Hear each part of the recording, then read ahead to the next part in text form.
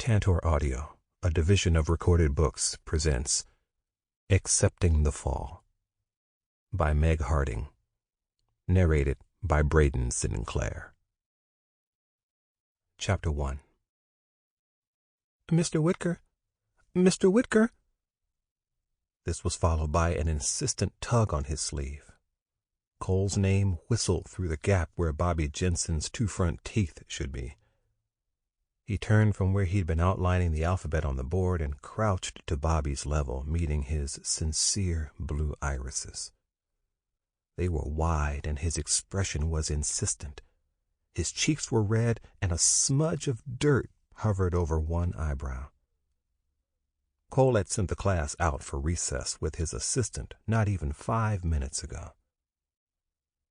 "Is everything all right, Bobby? Where's Mr. Fred?" Bobby's lower lip wobbled. "Savanah pushed me." Tears welled in his eyes. "I just wanted to go down the slide." They spilled over, leaving streaks along his cheeks. Sometimes, mostly when students like Savanah swept through his class like the Tasmanian devil, Cole wondered why he thought becoming a kindergarten teacher was the way to go. Little Savanah Emerson was proving in her first week at Ridgedale Elementary to be quite the bully. Bobby was the third student to come to him in tears. In a week. Was Savanah looking to set some kind of record? "Did you tell Mr. Fred?" he asked Bobby, reaching out blindly for his desk drawer where he kept the candy stashed. Bobby shook his head, and sand flew from his hair, spraying Cole's pants and hitting his face. He sniffled, wiping under his nose with the back of his hand. Cole changed course, grabbing the ever-present hand sanitizer from the edge of his desk. "How about we get you cleaned up and you can do whatever you want for the rest of recess, Like the magic words they were, the tears vanished in reaction, and Bobby bounced on his toes. "Whatever I want?" His lisp, thanks to his many missing teeth, grew more pronounced in his excitement. "Please don't make me regret this." Cole held the Germ-X out, squirting a tiny dollop on Bobby's hand when he extended it.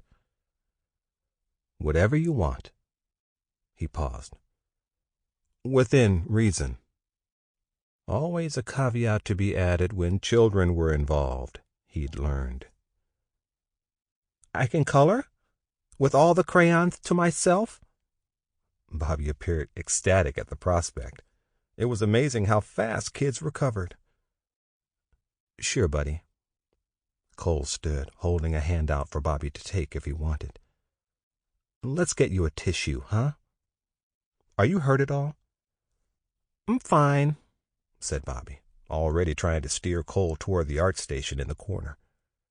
Cole resisted the tugging, heading for the cabinets in which he stored everything that could possibly be needed to contain germs. Once he was sure Bobby wasn't going to spread snot all over the art supplies, he let him loose to do as he pleased. He needed to have a talk with Savanah. Clearly the first two had done no good. He was going to have to call a parent this time. He propped the door between his and Mrs. Berkeley's room open so she could keep an eye on Bobby, and then went to find Savanah before she could do damage to anyone else. She was on the swings alone, the seats on either side of her empty. The other kids had started to avoid her after the first day, when she'd snapped Lily Hopkins' favorite My Little Pony pencil in half. Cole had been horrified, and a little impressed by her strength, though he'd never admit it aloud. He came to a stop just outside of leg range. He didn't want to add a kick to the stomach to his day. "Savanah, can I talk to you?" He gave her this. She was a bold child. Her dark brown gaze locked on him, and the "no" that left her mouth was nothing short of prim. Her long braids flew out behind her as she arced into the air. Her feet were perfectly pointed like a ballerina in her flats as she flew. Cole had a feeling his day was about to get a whole lot more frustrating. "Savanah, it's not an option. I need you to stop swinging and come have a chat with me." She ignored him, blithely continuing to rock back and forth.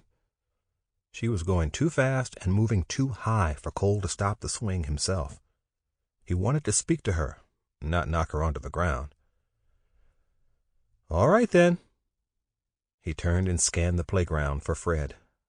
He was holding one end of a jump rope, head cocked in a way that said he'd been watching Cole. Cole whistled, loud and sharp, to get everyone's attention. He raised his voice to be heard clearly. "Mr. Fred's going to take everyone inside, and you'll have free time to play at whatever stations you want. If you're well behaved and keep an inside volume, everyone will get candy at the end of the day." He'd learned to not be above bribery in his 10 years as a teacher. It worked as he'd planned, and they filed into the classroom with barely any complaints. Fred shot him a questioning look, and Cole waved him on. He didn't have the time to explain things now. With the playground empty, of all but Savanah and he, Cole took a seat in the grass to wait her out. 5-year-olds had a lot of energy, but they didn't have an unending supply. Eventually, she'd have to stop. While he waited, he perused Pinterest for dinner options for that night. He had Patrick, his boyfriend, coming over. Cole wanted to impress him with his limited culinary ability. He liked a butternut squash and spinach tortellini dish, and contemplated the possibility of successfully making zucchini meatballs, or maybe avocado egg rolls. From the corner of his eye, Savanah stubbornly swung on. The only time Cole moved was to yell to Fred to let him know he would have the honor of teaching today's lesson on lowercase letters. Eventually, Savannah's muscles overcame her stubbornness, and the swing slowly came to a rocking halt. They eyed each other. Sweat was trickling down the sides of her pixie face. The hair around the edges was curling, frizzing out. Cole could empathize. It was so hot out, his button-up was probably soaked through in places. "Are we ready to talk?" he asked. She didn't move from the seat. She also didn't answer him. Her small hands were curled around the chain of the swing. Cole glanced to the heavens and wondered why him. "Okay, I'll talk then." He didn't stand. Towering over her would get him nothing. Instead, he went for eye contact.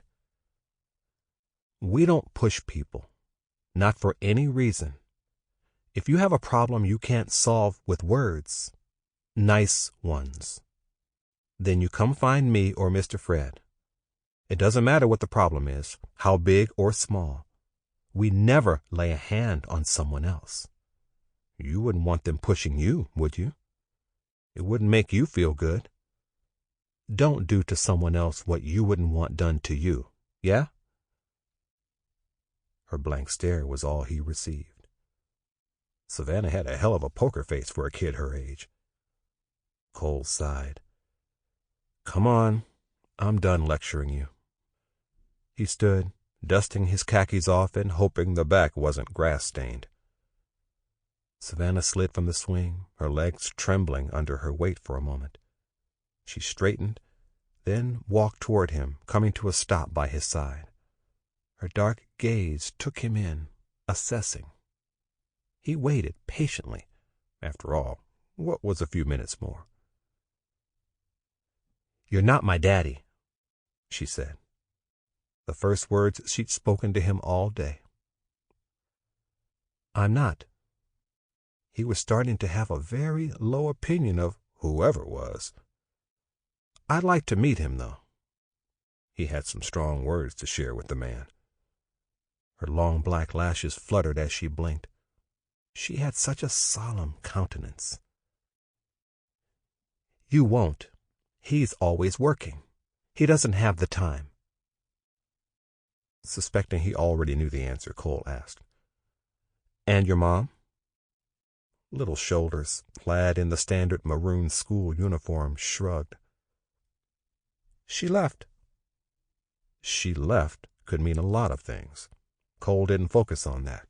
He was starting to get a blurry image of what might be going on here.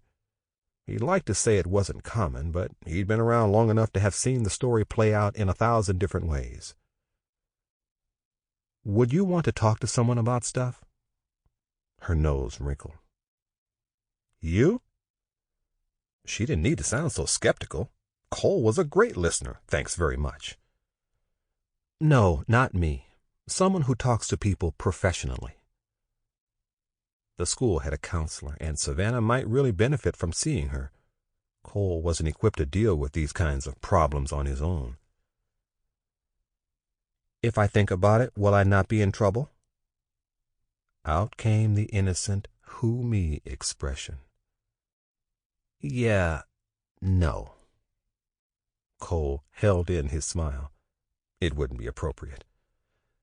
You're going to the front office to tell them why you thought pushing another student was a good idea. There were a lot of things Cole loved.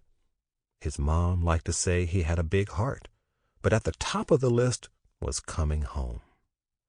Without fail, whenever he pulled into his garage, he could hear his herd of dogs howling for him to get his ass inside. He moved too much when he was younger to ever have animals, and the second he'd been able to support himself, he'd gone to the local shelter. He'd intended to only rescue one dog. There was a saying about intentions for a reason. Nearly 10 years later, and Cole was on a first-name basis with all the shelters and conservations in the area. He was slowly but steadily taking vet courses at an online college during his summers. Teaching was his passion, but he had room for another. He was mobbed the second he opened the door, heavy paws thumping his thighs and slobbery tongues licking whatever they could. Behind the mini herd of dogs, 2 of his cats watched the display of affection disdainfully. "Hey, guys," cooed Cole, juggling his school bag so he could pet everyone. "Daddy's home, yeah? Have we gone a day without eating any of his furniture? He was currently fostering, and would probably end up keeping because he was nothing if not a sappy sucker, a 3-month-old terrier mix. He'd already lost a pillow and 2 pairs of shoes to Casper's needle teeth. How about you guys let me in? They took their sweet time. Cole dropped his bag on the dining room table and walked through the living room. One wall had large bay doors, and he flicked aside the curtains to check the yard. He lived on a 5-acre stretch of land, even though his need for space meant his trek to work ranged from 30 minutes to an hour some days. He didn't spot any of his mares or cows, but the potbelly pig, Arthur, who he'd rescued last year, was sunbathing on his porch stoop. He let the curtains swish back into place and gave Arthur some privacy. He needed to get started on dinner if it was going to be done by the time Patrick arrived. He'd recently renovated his kitchen, replacing old appliances with new, and changing the white laminate cabinets to a gorgeous wood hickory. The walls along the counters were done in brick tile, and the rest of the room was a soft beige. Cheshire, his steel-gray, 3-legged Maine Coon, lounged regally on the countertop beside the fridge. "You're a dick," said Cole, meeting Cheshire's slitted yellow stare. His fluffy tail flicked lazily. Cole went to retrieve his glove so he could get Cheshire down without too much damage. The damn cat lived to frustrate him. He hissed and squirmed as Cole lowered him, rocketing off to hide somewhere once all 3 paws were on the ground. His yowl of indignation echoed behind him. Once he'd cleaned everything, Cole pulled up one of his many Spotify playlists and prepared to become a master chef for the evening. He grated zucchini to the beat of Bleacher's "I Want to Get Better," and deposited it in the skillet to simmer to the tune of DNCE's be mean.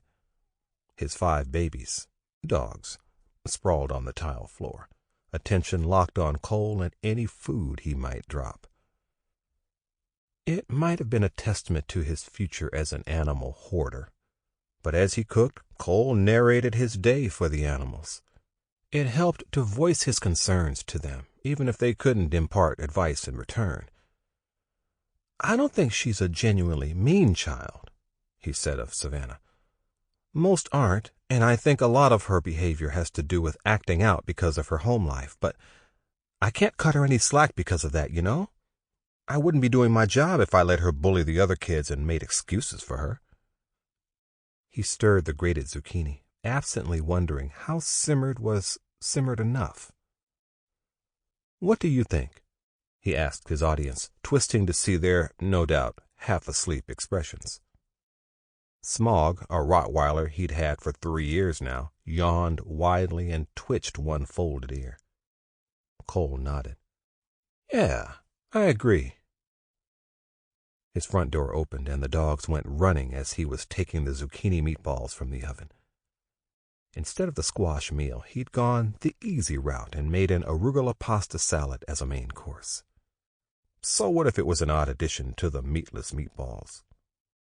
He set the baking tray next to the salad bowl and then went to the door before the dogs knocked his boyfriend down.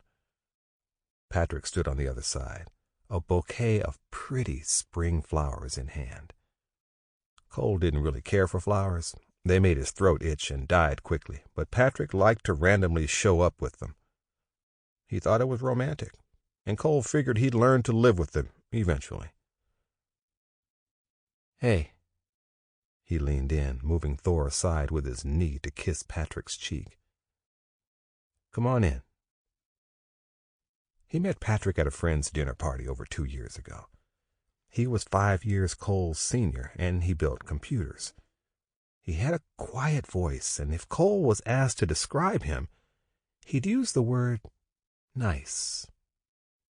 Patrick looked like the boy next door all grown up, and he had manners in spades. His black-rimmed glasses gave him a dorky flair.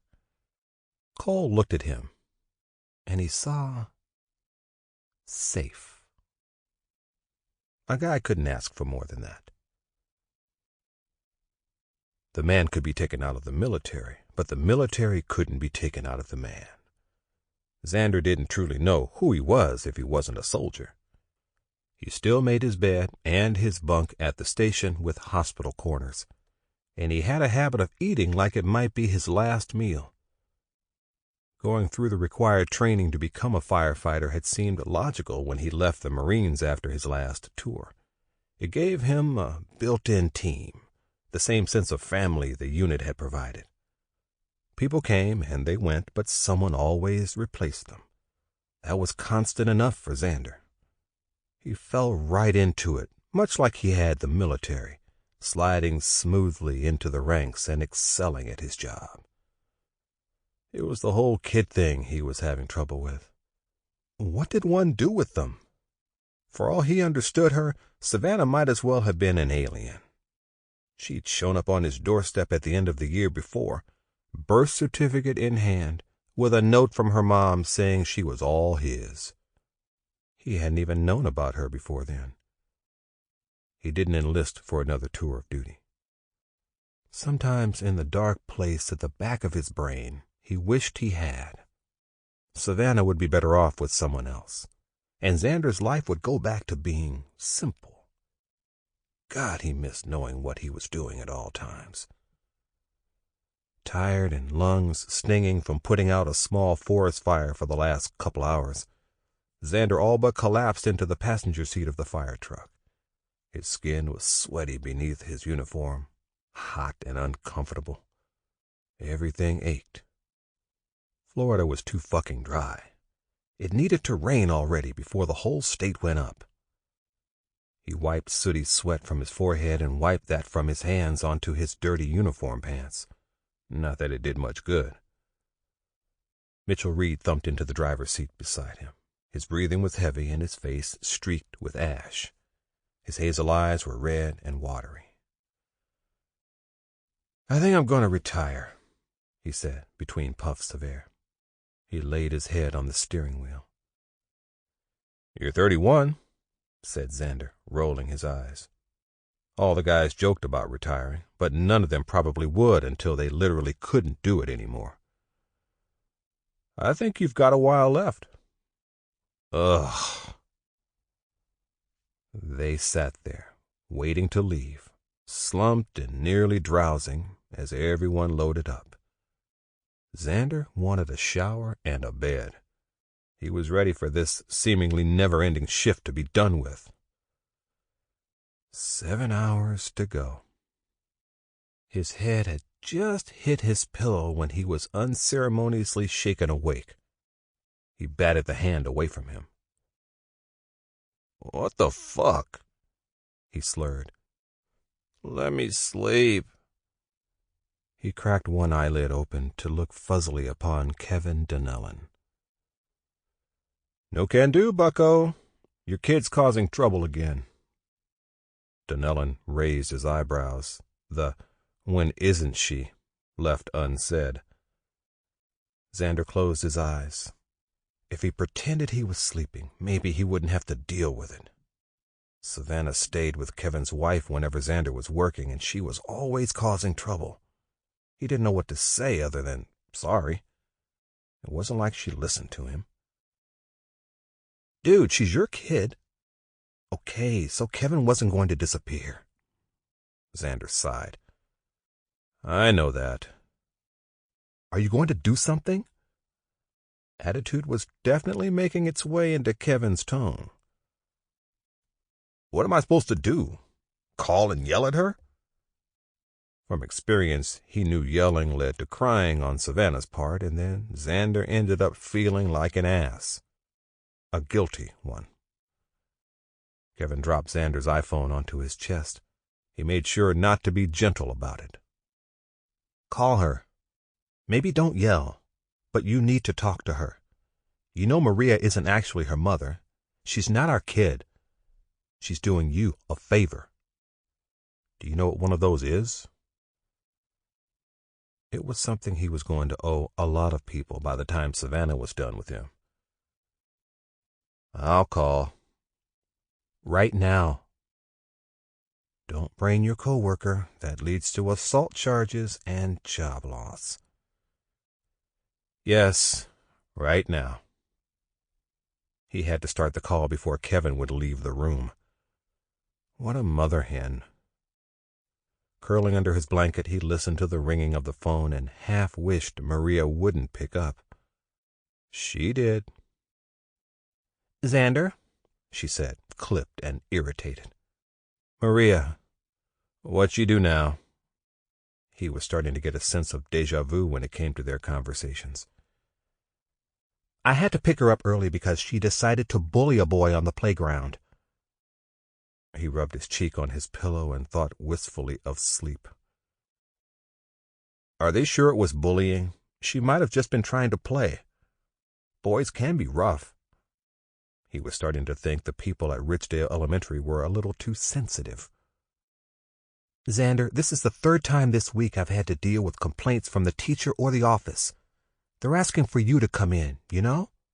Savanah's teacher wants to have a conference. Zander grimaced. A parent-teacher conference was low on the list of things he wanted to do. Can you handle that? Maria cursed him up one side and down the other. She's your kid. I'm really busy with work, and honestly, you handle more of her school stuff. Maria's growl, an actual, honest-to-God growl, cut him off. Zander Brooks, you shut your mouth right now. She is your child, and you will make time for her. I take her to school. I pick her up. I feed her when you're on shift, and I'm the one helping her learn the alphabet. I think it's time you start doing something. The click that followed was ominous. Zander pulled the iPhone from his ear to glance at the screen.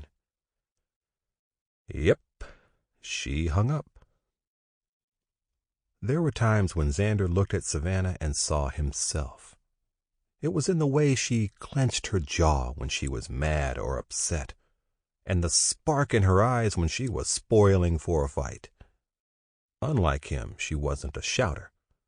Savanah's tantrums came in the form of mostly silent condemnation and glaring. When he picked her up from Maria's at the end of his shift, she was in fine form, lips pursed and nose tilted up.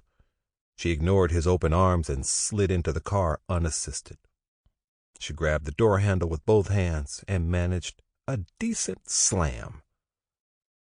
Zander glanced to the sky, hoping for some kind of divine help, but none came. "Savanah," he said, trying to engage her after he'd buckled in. She turned to stare out the window. He curled his fingers on the steering wheel. Everything with her felt like running into a wall, and he knew it was his fault. He just didn't know how to fix it. It wasn't as if his upbringing was something to be replicated. Zander knew enough to know the way he'd been raised wasn't good. What did he pull from then? Maybe he should get some parenting books. "Are we just going to sit here?" demanded Savanah, breaking his train of thought with her bossy tone. "I'm hungry." He started the car, shoving his frustration down. He wasn't doing enough to expect more of her. Zander was a lot of things, but he tried not to be a hypocrite. "What do you want to eat?" Her dark gaze narrowed on him. He knew the expression. She was calculating just how much she thought she could get away with. "Ice cream," she said finally. "Chocolate." "Maybe after you eat an actual meal." He stopped at a red light. "I think we've got a frozen pizza. How about that?" She muttered something under her breath. "What?"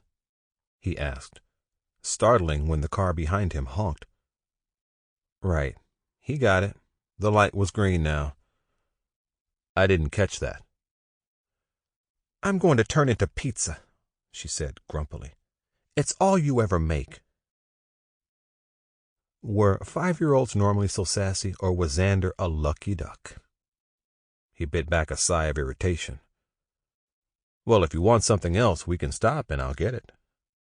"I want grilled cheese." They already had the stuff for that, and Zander could make it no problem. "All right. See, all you have to do is let me know what you want and I'll try." He smiled, hoping it would ease the scowl from her face. It didn't. She supervised from a stool placed at his side as he made her food.